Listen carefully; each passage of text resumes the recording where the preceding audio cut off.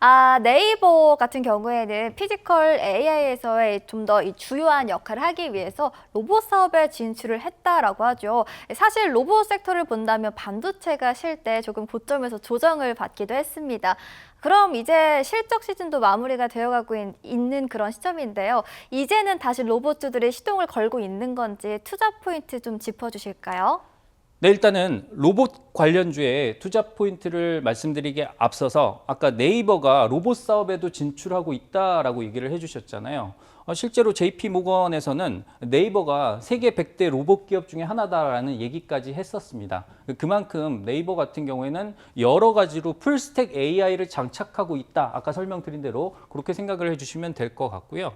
일단 로봇 관련주는 이제 조금 관심을 더 가져도 될 것 같은 분위기인데 사실 최근까지도 로봇 관련주는 급등을 했었던 그런 섹터긴 합니다만 사실 실적은 그렇게 나오는 섹터는 아니었기 때문에 투자자분들이 약간 불안한 요소가 있었습니다. 그럼에도 불구하고 로봇 관련주에 대한 관심을 가져야 되는 이유를 하나하나 짚어서 설명을 드리도록 하면 일단 첫 번째는 피지컬 AI라는 측면이었죠. 제가 AI를 조금 나눠서 설명을 해드릴게요. 아까 말씀드렸다시피 첫 번째 AI의 형태는 챗GPT라는 형태로 나왔습니다.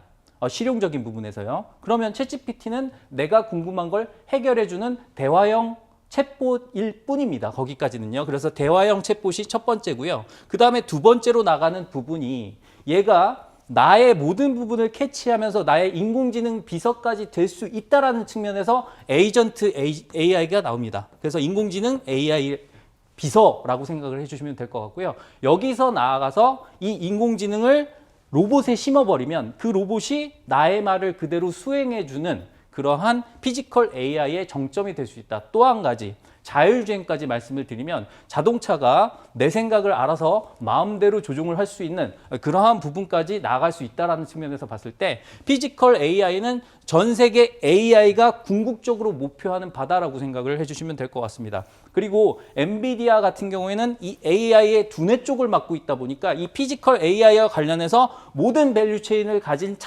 나라를 찾다 보니까 대한민국이라는 나라를 찾았다라는 거죠. 사실은 지금 피지컬 AI 관련해서 가장 앞서 있는 나라는 중국입니다. 근데 갑자기 트럼프 대통령이 시진핑 그간 섭섭했지 이제 우리 친하게 지내봐요 이럴 수는 없잖아요. 그래서 일단은 지금까지 관계가 있다 보니까 피지컬 AI와 관련해서는 일단 대한민국의 손을 잡을 수밖에 없었다 이렇게 생각을 해주시면 될 것 같아요. 그래서 여기에 관련해서 우리가 로봇 관련주에 대한 관심을 가질 때다 라고 설명을 드릴 수가 있고요. 또 한 가지 있죠. 지금 고령화 사회고요. 그 다음에 저출산입니다.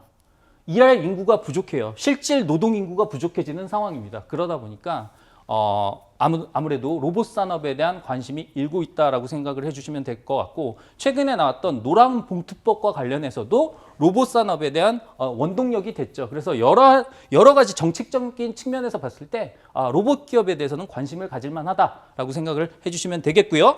두 번째는 주요 대기업들이 투자를 지속하고 있습니다. 아까 최인정 캐스터도 얘기를 잘 해줬지만 일단 테슬라 같은 경우에도 그렇고요. 휴머노이드 로봇이라는 궁극적인 목표를 갖고 달리고 있어요. 그리고 삼성전자 같은 경우에는 레인보우 로보틱스의 지분을 무려 35%까지 늘려놨죠. 그리고 LG전자는 완전 로봇의 올인입니다. 로보스타, 그 다음에 로보티즈, 그 다음에 베어 로보틱스, 엔젤 로보틱스 그냥 안산 로봇 기업들이 없을 정도로 막대하게 투자를 집행하고 있는데 이 부분은 뭐냐면 일단 LG전자의 밸류체인을 이렇게 살펴보면 이걸 생각하시면 돼요. 이 회사는 로봇을 만들겠다라는 집념이 있습니다. 휴머노이드 로봇을요. 그래서 일단은 보시면 아시겠지만 센서 같은 경우도 필요한데 그건 LG이노텍에서 만들고요. 그 다음에 배터리가 필요하잖아요. 그건 LG 에너지 솔루션에서 만들겠죠. 그 다음에 모든 로봇에 관련된 부품들은 로보티즈라든가 이런 데서 또 만든단 말이에요. 그리고 가전제품 잘 만들지 않습니까? 조립 능력도 분명히 있겠죠. 그래서 LG가 추구하는 바는 그쪽이다라고 생각을 해주시면 될 것 같습니다. 그래서 그렇게 봐주시면 되겠고 그 다음에 세 번째가 중요한데 실적 시즌이 이제 종료 단계에 와 있습니다. 3분기 실적 시즌 발표는 11월 15일 날 끝나요. 그럼 그때까지는 모든 기업들의 실적이 발표가 되다 보니까 이제는 실적 위주로 움직이는 게 아니라 기대감으로 움직이게 됩니다. 나중에 성장성에 대한 기대감으로요. 그래서 지금 바이오가 움직이고 있구나. 그래서 지금 로봇이 움직이고 있구나 이렇게 생각을 해주시면 될 것 같아요. 그래서 이제 와서야 코스닥이 조금 움직이는구나 이런 시각으로 보시는 게 조금 더 현명하지 않나 이런 생각을 하고 있습니다. 그래서 이런 것과 관련해서 우리가 레인보우 로보틱스라는 종목의 차트를 보면요. 정말 활주로 차트를 탈 기회를 딱 한 번 주고 나서 그 다음에는 뭐 내려온 적이 없다가 여기서 좀 쉬고 이렇게 다시 올라오는 모습 보이고 있었죠. 이게 요 단계에는 삼성전자의 지분 확대라는 측면이 유효했다라고 보시면 될 것 같습니다. 사실 이 회사는 돈을 벌고 있지는 못한 회사임에도 불구하고 지금 시가총액이 거의 8조 가까이 되거든요. 그래서 어마어마한 시총 규모를 유지하고 있는데 사실은 휴머노이드 로봇 관련해서 가장 핵심적인 기술을 보유하고 있다라는 측면이 시장에서 관심을 받았다라고 생각을 해주시면 되겠고요. 최근에는 ETF를 통한 자금 유입이 워낙에 꾸준하게 유지되다 보니까 개인 투자자분들이 관심이 없더라도 계속 움직여주는 그런 섹터에 와 있다라고 생각을 해주시면 될 것 같습니다. 네, 그렇다면 이렇게 섹터 공부를 열심히 해봤는데요. 오늘 기념품은 어떤 종목일까요? 네, 아까 제가 강조를 해드렸던 부분 중에 소버린 AI에 관련된 부분이 있었죠. 물론 오늘 당장만 보자면 시장이 AI라는 키워드로 움직이지는 않습니다. 바이오라는 키워드로 움직이고 있는데 그렇다고 하더라도 우리는 소버린 AI에 관련된 정책적인 부분을 계속 집중을 해야 되기 때문에 거기에 관련돼서 핵심적인 종목을 하나 선정해 왔습니다. 일단 기념품으로 얘기를 드리고요. 네이버 클라우드와 협업 관계다라는 정도 알고 계시면 될 것 같습니다. 궁금하신 부분은 이화영 MC가 계속 안내를 해주도록 하겠습니다. 네, 본격적으로 안내해 드리도록 하겠습니다. 최근 시장에서 핫한 키워드 짚어보고 왔고요. 자, 이야기를 들어보니까 이럴 땐 관련된 종목을 한번 담아보고 싶다라는 생각 분명 드시죠. 그렇다면 이 모멘텀을 그대로 이어갈 수 있는 종목은 과연 무엇일까요? 오늘 특별히 우리 서선미 캡틴이 준비를 해왔습니다. 어려운 내용도 쉽게 풀어주고 있죠. 자신만의 활주로 기법으로 뽑은 핵심 종목의 기념품을 챙겨 오셨다고 하는데요. 화면 아래쪽 QR코드 보이시죠? 휴대전화 카메라만 켜서 스캔하시면 바로 링크가 뜹니다. 클릭 한 번만 딱 하시면 바로 참여하실 수 있으니까요. 참여하셔서 기념품 같은 핵심 종목도 즐겁게 활용해 보시길 바랄게요.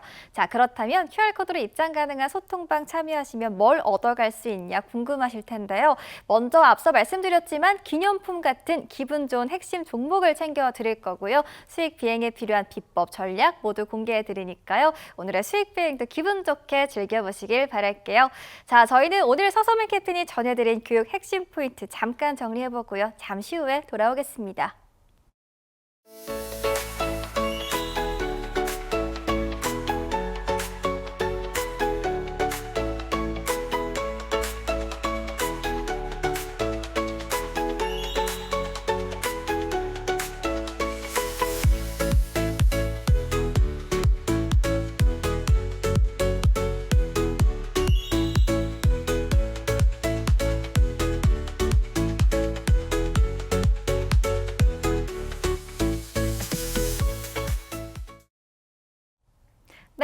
메이데이 캡틴 도와주세요. 자, 이번에는 도와주세요 시간으로 이어가 보도록 하겠습니다. 자, 지금부터는 상승을 위해서 활주로 공식을 배워볼 것 같은데요. 자, 활주로 기법의 창시자 캡틴, 오늘은 어떤 강의 있을까요? 네, 일단 도와드리는 강의를 시작해야 되겠죠. 일단 우리 탑승객 여러분들이 조금 나만의 기준을 세울 수 있는 방법이다라고 생각을 해주시면 될 것 같습니다. 고민되는 부분들이 이런 부분들이에요. 과연 어떤 종목, 어떤 비행기에 탑승을 해야 될지, 그리고 타이밍에 관련된 부분이죠. 어떤 타이밍에 이 비행기에 탑승을 해야 될지, 이 두 가지를 한꺼번에 해결해 줄 수 있는 기법이 바로 활주로 기법이다라고 말씀을 드리면서 시작을 하도록 하겠습니다. 자, 일단 뭐 기본적 분석, 기술적 분석을 결합했다라고 하는데 기본적 분석으로 내가 어떤 비행기에 탑승을 할지를 결정을 하고요. 그 타이밍은 기술적 분석으로 우리가 포착을 해야 되겠죠. 이 부분을 결합했다라고 생각을 해주시면 될 것 같아요. 그리고 시작하기 앞서서 개념이 중요합니다. 활주로 필수 개념이 중요한데 우리가 비행기를 타고 활주로를 쫙 타고 이륙을 한다라는 기분 좋은 상상을 했을 때 비행기를 타는 준비 과정들이 분명히 있을 겁니다. 표를 끊어야 되고요. 그 다음에 날씨도 체크를 해야 됩니다. 그래서 이 모든 과정이 들어있다라고 생각을 해주시면 될 것 같습니다. 일단 첫 번째 기상 상황인데요. 내 투자 비행기가 떠오를 수 있는 환경인지, 즉 투자에 유리한 날씨인지를 살펴봐야 되겠죠. 지금의 유동성 환경은 날씨가 어느 정도 좋다라고 생각을 해주시면 될 것 같습니다. 그리고 비행기 종류도 중요합니다. 내가 어떤 비행기를 탔느냐에 따라서 내 목적지가 달라질 수 있어요. 그래서 어떠한 섹터를 공략하느냐에 따라서 내가 하와이에 갈 수도 있고요. 요 앞바다에 떨어질 수도 있습니다. 그래서 그 모든 부분을 결정하는 게 바로 비행기 종류가 되겠죠. 그 다음에 안전벨트 가장 중요합니다. 제가 항상 강조를 해드리는 부분이고요. 내가 어떠한 비행기에 탑승을 했습니다. 근데 막 떠 있어요. 근데 막 난기류를 만났습니다. 막 흔들려요. 그랬을 때 내가 목적지까지 안심하고 갈 수 있는 안전벨트가 있는 종목인지가 가장 중요하다라고 말씀을 드렸죠. 그래서 그 부분을 꼭 체크를 해야 된다라고 말씀을 드렸고요. 유보율이라든가 아니면 영업이익의 꾸준한 상승이라든가 이런 재무적인 부분들을 살펴볼 필요가 있다라고 말씀을 드렸습니다. 이 부분에 관련돼서는 제가 나중에 추가적으로 설명을 드릴 테니까 소통방에 입장하시면 더욱더 자세한 내용을 들으실 수 있고요. 마지막으로 중요한 건 내 비행기가 아무리 좋은 비행기라고 해도 사람들의 관심이 없다면 날아갈 수 없다라는 거죠. 탑승객이 없으면 안 되겠죠. 그래서 연료를 가득 싣고 있어야 된다라는 겁니다. 연료를 가득 싣고 힘차게 날아올 수 있어야 되는 거고요. 그래서 거래량, 재료가 연료가 된다라고 생각을 해주시고 이 기법을 받아들이시면 되겠다. 정리를 해드리도록 하겠습니다. 자, 그럼 계속해서 보도록 할까요? 일단은 타이밍에 관련된 차트 한번 보도록 하겠습니다. 내가 어떠한 지점에서 탑승하는 게 유리한지에 관련된 부분인데요. 아주 직관적으로 잘 보실 수가 있게 색득하게 표현을 해놨습니다. 위에는 하늘이고요. 아래는 땅입니다. 중간엔 갈색 선이 있는데 이 갈색 기준선이 바로 활주로 기준선이 된다라는 것 정도는 지금까지 제 방송을 보신 승객 여러분들께서는 다 알고 계시는 부분일 거다라고 생각을 하고 있고요. 그 다음에 차트 구성을 한번 볼까요? 일단 첫 번째 보시면 자, 왼쪽에 차트가 있습니다. 뭔가 어떤 지점을 만나서 꾸준히 이륙하는 모습을 보이고 있죠. 바로 이 지점이 보이네요. 여기에 딱 보면 거래량을 상당히 많이 실었네 라고 이 차트를 아시는 분은 생각을 할 테고 뭔데 저건 저렇게 뚱뚱한 거야 라고 생각을 해주시는 분도 계실 겁니다. 제 차트는요, 이 기준선도 있지만 또 한 가지 있다라는 거 설명을 드릴 텐데 바로 캔들이 거래량을 포함한 모습으로 나타난다. 양봉, 음봉이 그냥 양봉, 음봉이 아니라 뚱뚱한 양봉, 홀쭉한 양봉, 뚱뚱한 음봉, 홀쭉한 음봉 이렇게 구성된다라는 거 제 방송을 계속 보신 분들은 아시겠죠. 그래서 추가적으로 설명을 드리도록 하겠습니다. 자, 그래서 일단 캔들이라는 게 뚱뚱이 캔들이 보이고요. 그 다음에 홀쭉이 캔들이 보입니다. 뚱뚱이 캔들이 보이면 거래량이 많구나. 연료를 가득 실었네 라고 생각을 해주시면 되겠고요. 홀쭉이 캔들은 거래량이 좀 적구나. 연료는 가득하지 않구나. 연료가 좀 적네 라고 생각을 해주시면 될 것 같습니다. 여기까지 충분히 이해하셨을 거라고 생각을 하고 그 다음으로 넘어가도록 하겠습니다.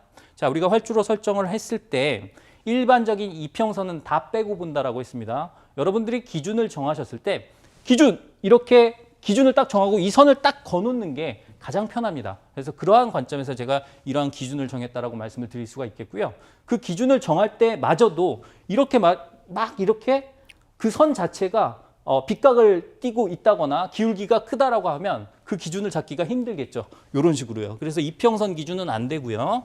이평선 기준은 안 됩니다. 그래서 이평선이 아니라 일단은 일목균형표의 기준선을 변형한 그러한 기법이다라고 생각을 해주시면 되겠고요. 그 다음에 볼까요? 캔들 볼까요? 캔들은 캔들 볼륨 차트라고 해서 일단 거래량을 포함한 그러한 캔들 모양을 나타낸다라고 봐주시면 될 것 같습니다. 여기서 볼륨이란 말은 거래량이라는 얘기예요. 그래서 볼륨을 늘려라 줄여라 했을 때 그 볼륨이 아니라 얘는 거래량이구나 라고 생각을 해주시면 될 것 같습니다. 자, 그러면 가장 중요한 거죠. 차트를 우리가 어떤 지점에서 탑승해야 되는지 결정하기에 앞서서 이 차트를 해석하는 능력도 중요하겠죠. 자, 1번과 2번이 보였을 때 여러분들은 1번 쪽에 손을 들어줘야 된다라고 먼저 말씀을 드리도록 하겠습니다. 왜냐? 1번이 더 뚱뚱하잖아요. 거래량이 더 많은 캔들입니다. 그 얘기인 즉슨 이 비행기는 연료를 더 가득 싣고 힘있게 출발했다라는 얘기가 되기 때문에 날아간다면 더 멀리 날아가겠죠. 그래서 1번 같은 경우에 양봉인데 거래량이 많다. 뚱뚱하다라고 한다면 연료를 가득 채운 비행기가 강력한 이륙 신호를 받았다라고 생각을 해주시면 되기 때문에 우리가 어느 정도 탑승의 신호가 될 수 있다. 이게 꼭 탑승해야 된다가 아닙니다. 탑승하면 우리가 고공비행할 수 있는 확률이 많아진다라고 생각을 해주시면 되겠고요. 두 번째는 홀쭉합니다. 연료가 얼마 없네. 그러니까 날아가더라도 조금 날아가다가 쉴 수 있는 그러한 모습이다라고 생각을 해주시면 될 것 같습니다. 그래서 1번하고 2번이 있었을 때는 1번이 더 유리하다라는 정도로 해석을 해주시면 되겠고요. 그 다음에 볼까요? 두 번째는 음봉입니다. 음봉인데 거래량이 많습니다. 뚱뚱한 나쁜 놈이 나를 위에서 짓누르는 겁니다. 그러면 위에서 너무 무거우니까 그냥 쭉쭉쭉쭉 가라앉을 수가 있죠. 그래서 1번이 훨씬 더 무서운 형태다라는 거 생각을 해주시면 될 것 같아요. 2번은 홀쭉하니까 얘가 뭘 나를 때리든 위에서 찍어 누르든 나는 내가 더 건강하면 올라갈 수 있다는 거. 그리고 연료를 채우면 언제든지 반등 가능하다는 거. 그래서 건강한 조정일 가능성이 높다라는 거 생각을 해주시면 되겠고요. 여기까지 보시면 일단은 타이밍에 관련된 부분은 말씀을 드렸습니다. 그러면 이러한 타이밍을 가지고 우리가 접근을 한다라고 했을 때 원래는 순서가 얘를 먼저 말씀을 드려야 되는데 워낙에 활주로라는 이름 자체가 기술적으로 만들어진 부분이 있기 때문에 먼저 설명을 드렸다라고 생각을 해주시면 되겠고요. 그러면 이제 내가 과연 어떤 비행기를 탑승해야 될지 그 의사결정을 하는 과정을 하나부터 10까지 한번 짚어보도록 하겠습니다. 첫 번째 아까 말씀드렸죠. 과연 내 비행기가 날아갈 수 있는 환경인지를 생각한다라고 했을 때 그게 바로 날씨죠. 그래서 비행기 종류와 연관돼서 날씨를 봐야 되는데 지금 현재 상황을 한번 살펴보도록 하겠습니다. 아까 제가 먼저 말씀드렸던 부분은 지금의 유동성 환경은 사실 투자 비행기가 날아가기에 좋은 환경이다라고 말씀드린 부분은 유효합니다. 하지만 지금은 고도는 높지만 난기류는 만날 수 있는 환경이잖아요. 그 난기류 요소들을 살펴봐야 되겠죠. 그래서 지금 달러원 환율이 1,460원을 넘어 있기 때문에 어느 정도 부담이 되는 것은 맞습니다. 그래서 외국인의 매도세가 계속 나오고 있고요. 이것 때문에 또 달러원 환율이 또 올라갈 수 있는 이런 환경에 있다는 거 먼저 고려를 하고 봐야 됩니다. 그러면 얘네들이 매물을 쏟을 수 있는 쪽은 조금 피해가는 게 좋겠죠. 그래서 그 부분 살펴보시면 되겠고요. 아까도 말씀드렸지만 기관과 외국인 같은 경우에는 그 한 해에 결산을 해야 되는 북클로징 기간이다 보니까 많이 올랐던 섹터에서는 매물을 쏟아낼 수 있는 그런 환경이다라고 했을 때는 그가 많이 갔던 섹터보다는 조금 많이 못 올랐지만 이제 관심을 가져도 되는 섹터 쪽으로 관심을 가지는 게 훨씬 더 유리하다. 이렇게 설명을 드릴 수가 있겠죠. 그리고 아까 말씀드렸잖아요. 실적 발표가 마무리 단계에 있다라고 말씀을 드렸습니다. 그 얘기인 즉슨 뭐냐면 우리가 주가라는 것은 실적과 성장에 대한 기대감으로 움직인다라고 했죠. 근데 지금까지 실적을 봤다라면 이제는 성장에 대한 기대감을 봐야 되기 때문에 바이오, 로봇 이런 쪽에 미래의 성장 동력을 가지고 있는 쪽, 인터넷 이런 쪽으로 봐야 된다라고 말씀을 드릴 수가 있겠죠. 그래서 실적 발표가 마무리 단계에 있으니까 조금 지금까지 못 갔던 섹터 중에 저런 애들 아니면은 코스피, 코스닥을 놓고 봤을 때는 실적이 조금 떨어지는 애들이 모여있는 코스닥 쪽이 조금 더 낫지 않겠느냐 이렇게 말씀을 드릴 수가 있겠고요. 그 다음에 중요한 것은 미국의 셧다운 해제 기대라는 건데 지금까지는 미국이 모든 행정부의 행정을 멈추고 있었기 때문에 지표 발표라든가 이런 것들이 제대로 나오지가 않았어요.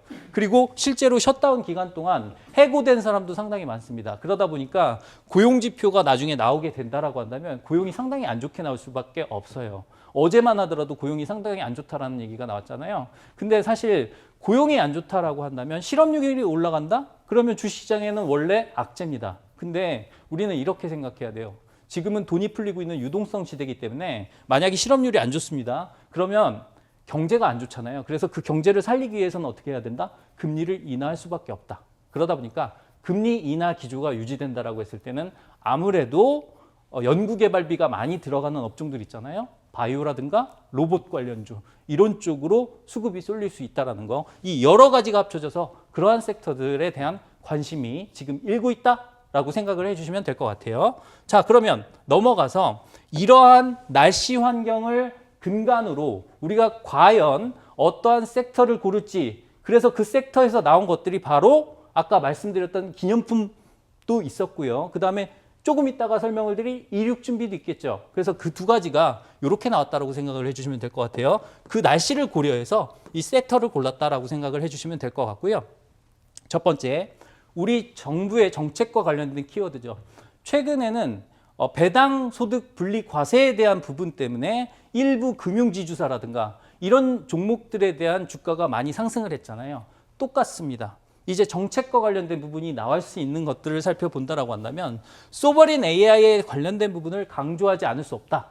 이렇게 생각을 했을 때 아까 그 기념품 종목이 나왔다. 이렇게 생각을 해주시면 될 것 같고요. 지금 조금 이따 설명을 드릴 이륙 준비 종목 같은 경우에는 일단은 아까 말씀드렸잖아요. 금리 인하에 대한 기대감 그리고 일단 실적 시즌이 끝났다라는 측면에서 봤을 때 어느 정도 성장성이 기대되는 섹터에서 골라야 된다라고 했을 때 로봇 아니면 바이오 아니면 의료 AI 지난번에도 제가 의료 AI에 말씀을 드렸었고 최근에 주가 나쁘지 않은 거 확인을 하셨을 겁니다. 그리고 로봇 같은 경우에 오늘은 이륙 준비 종목으로 준비를 했다라고 생각을 해주시면 될 것 같고요. 그러면 이러한 부분을 근간으로 안전벨트까지 고려를 해야 되겠죠. 그 안전벨트와 함께 재료와 수급도 고려를 한다라고 한다면 첫 번째, 얘 같은 경우에는 영업이익이 꾸준히 성장하고 있더라. 로봇임에도 불구하고 그렇습니다. 그래서 로봇주 중에는 그래도 실적이 가장 괜찮은 녀석. 유보율 2190% 상당히 높죠. 그리고 부채 비율 56%. 빚도 거의 없습니다. 그리고 최근에 기관과 외국의 수급이 양호하다라는 측면. 그리고 가장 중요한 것은 초정밀 로봇 감속기의 대표 기업인데 사실 저 기술이 왜 중요하냐? 로봇의 관절이 움직이는 게 가장 중요한 역할을 하는 게 감속기입니다. 왜냐하면 자 계란을 진다라고 했을 때 로봇이 너무 세게 주면 깨지잖아요. 그래서 이 정밀한 부분을 해결해 주는 거는 감속기예요. 그래서 이 기술을 가지고 있는 그러한 종목이다라는 거 살펴봐 주시면 좋겠습니다. 그래서 그러한 부분을 토대로 해서 차트도 활주로 기준선에 걸쳐 있다라고 보시면 될 것 같고요. 더 궁금한 내용은 이화영 MC가 계속해서 안내를 해주시겠습니다.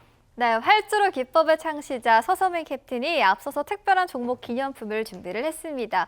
하지만 여러분들께 하나라도 더 챙겨드리고 싶은 마음을 담아서요. 오늘 특별히 오마이 주식 시청하고 계신 분들을 위해서 서서민 캡틴이 준비를 한 이륙 준비 종목도 함께 제공해 드립니다. 이번에 드리는 이륙 준비 종목은 단순한 정보가 아닌데요. 캡틴이 활주로 기법을 통해서 고른 강력한 이륙 신호가 포착이 된 기업이니까요. 이 기업과 함께 앞으로 매수의 기회 잡아보시면 좋을 것 같고요. 종목 기념품에 이륙 준비 종목까지 풍성하게 준비해봤습니다. 이 기업들과 함께 한다면 성공 투자를 목적지로 하는 비행기 빠르게 탑승할 수가 있겠죠. 방법 알려드릴게요. QR코드를 휴대전화 카메라로 스캔하고 링크 한 번만 누르시면 두 가지 모두 받아가실 수 있으니까요. 참고해보시고요. 자, 소통방에 참여하실 수 있는 방법 조금 더 상세히 알려드립니다. 화면 아래쪽 보시면 QR코드 나가고 있죠. 여러분 모두 휴대전화 가지고 계실 텐데요. 그리고 휴대전화 카메라를 켜주시고 여기 QR코드 부분을 스캔을 하시면 됩니다. 찰칵하고 소리나게 촬영하시는 게 아니고요. 화면에 보이는 QR코드에 그저 가져다 대시면 됩니다. 그럼 바로 연결 링크 하나 뜨는데요. 클릭하시면 간단하게 소통방 참여 가능하니까요. 하나의 공부 방법으로 활용해 보시는 것도 좋겠습니다. 자, 이어서 QR코드 참여하시면 받아볼 수 있는 세 가지 혜택 알려드립니다. 자, 첫 번째입니다. 캡틴 직각으로 주식 투자에 필요한 모든 정보 아낌없이 챙겨 드릴 거고요. 자, 두 번째 이어가 볼게요. 더 이상 재테크로 고민하지 마세요. 매주 월수 밤 9시 라이브 방송 진행해 드립니다. 자, 세 번째 이어서 만나보도록 하겠습니다. 활주로 기법 전자책도 증정해 드립니다. 혼자서도 공부하실 수 있도록 드리니까요. 챙겨보시길 바라겠습니다. 자, 오늘 성공 투자 여정은 여기까지고요. 오늘 투어 마무리 브리핑 도와드려 볼까요? 네, 일단 지금 시장이 혼란스럽습니다만 방향성은 꾸준합니다. 그래서 이 혼란한 시국에 정말 제대로 된 전략 가지고 대응을 하시려면 일단 소통방에 함께 하시면서 저와 함께 하시는 게 좋겠다라는 말씀 드리면서 저는 이만 물러가 보도록 하겠습니다. 네, 저희는 앞으로도 시청자님의 자산 가치 상승을 위한 여정을 안전하고 편안하게 도와드리겠습니다. 본 방송에서 제공하는 모든 정보는 투자 판단에 대한 조언일 뿐 해당 종목 가치의 상승 하락 보장하지 않습니다. 또한 모든 투자의 최종 판단은 투자자의 몫인 만큼 그 결과는 투자자 본인에게 귀속된다는 점 잊지 마시길 바랍니다. 다음 비행에서도 풍성한 메뉴와 선물들 준비해두겠습니다. 저희는 매일 오후 1시 40분 그리고 매일 밤 12시에 시청 가능하니까요. OBS 경인TV 꼭 채널 고정해 주시길 바라겠습니다. 오늘도 시청해 주신 여러분 고맙습니다.